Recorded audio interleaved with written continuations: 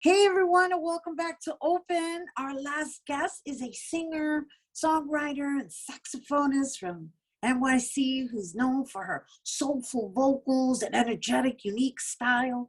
Throughout her career, she's been able to travel the world and collaborate with various artists. She's all about using her platform to encourage aspiring musicians to explore their own artistry, blur the lines of genres, and step out of the box of what's conventional. Everyone, let's welcome Gabi Rose. Hello. Hi, Rhina. How's it going? Oh, we're good. How are you? I'm great. Wednesday's my day off, so I'm enjoying it. I'm practicing some music, and I get to talk to you today. Oh my gosh, exciting. I mean, you lead quite the exciting lifestyle, I would say. I do. Yeah, I visited like your handles, and I'm like, oh my gosh, it's like always an adventure. It's always something. And I gotta say, I do admire the fact that you have the ability to sing and play sax at the same time. Thank you. Well, I wish I could actually do it at the same time, but I try my best. I try to just go with one and the other as fast as possible. I didn't say simultaneously, but you have the sax, you sing, and then you play the sax, and then you sing. I mean, that within itself is like almost, I guess, playing with vocal ranges. Mm-hmm. Yeah, thank you. It's all about breath control. It's definitely, I've definitely improved on it the past few years, and it works a lot more seamlessly for me now. So you've been playing the saxophone since you were 10 years old, right? Mm-hmm. How did you get into that particular instrument? Why is that the instrument that you were drawn to? I was actually talking to my parents about this recently because I was trying to figure out why. My brother had already started playing the trumpet, so I thought the trumpet was cool. I was already playing the violin, and I loved the violin. But my parents tell me it's for two reasons, really. One, they said that I thought it looked really cool, and it does. The saxophone looks super cool. So they said it was because of that, and also because I think I just really had that sound in my head. So growing up, my dad really likes jazz music. He listened to a lot of, Kenny G, and I used to love it, especially on holiday music. He listened to Steely Dan. So groups like that, I just really loved the way it sounded. So I think I was just drawn to it, and I already had it ingrained in my head that I knew I wanted to do that. And the other part to it is that it isn't really dominated by women. It's predominantly men that play saxophones. Totally. Yeah. And I think I just fell in love with it, and I'm just lucky that I continued to do it. And for sure, you don't see too many women doing it. So I think I'm just very blessed in that way that I've developed a skill that's a little bit more uncommon. Yeah, and unique too. So let's talk about this out the box concept you got going on here, because it's in your style. Obviously, it's in your hair color. Mm-hmm. It's even in your branding, because you have a really wide range. Your sound is eclectic. Thank you.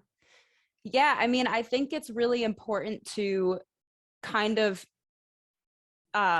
figure out my artistry in not just playing the saxophone, not just singing. I try to live by it every single day. So whether that's, the room, the studio that I decide to design and spend all my time in, the clothes that I wear, the way I do my hair, it's all part of expressing myself creatively. Because even growing up, I wouldn't say that I knew I was going to be a musician and I was going to focus on this as a career. I just knew that I wanted to do something creative. So whether that was drawing, painting, dancing, acting, it was always something like that. So I've just always been a very creative person, and it definitely shows itself now with me as a saxophonist.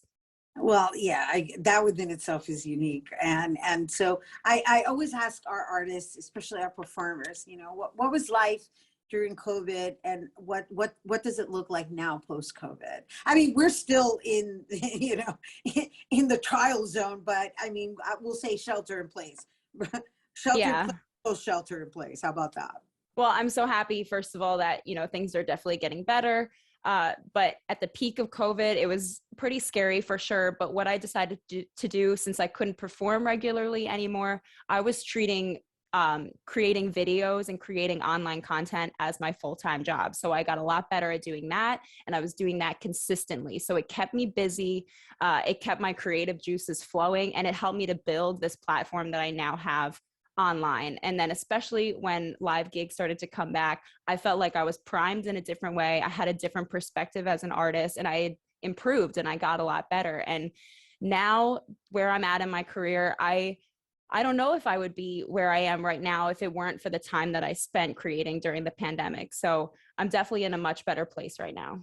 And so when you say creating during the pandemic, are we referring to the media arts aspect of it, or the musical aspect of it, the songwriting, the composition, like all of it? All of it. It was a little bit of everything. So I also, aside from just the online content, I'm getting a TikTok. I got a TikTok this year. That's opened a lot of doors for me. Aside from just creating online and learning how to video edit and brand myself in a new and unique way, I also started writing an album, and I put together my first sort of original project, which I almost did as a solo project, but I kind of wanted to get more people involved. My producer, Anthony Lapardo, who I was already sort of doing some studio work with, he really encouraged me to do this. So I wanted to sort of open it up to becoming a band, a group project that I could ultimately run and make it my vision, but see where it could go. So I decided to name that N Rose, and I started releasing original music this year under that name. That's wonderful. Wow, so much. It's so fascinating when I hear these stories, right? Because yes, while we have endured a lot of loss, there's been this whole like revitalization within the creative genre in so many ways, and it's been really refreshing, at least for me, to be able to share with our viewers that there is light at the end of the tunnel, you know, for lack of a better word, in the sense of like, well, really think about it. Perhaps if you weren't like sheltered in place, would you have really taken the time to enhance your editing abilities, your media creative abilities, and or spend all this time on TikTok?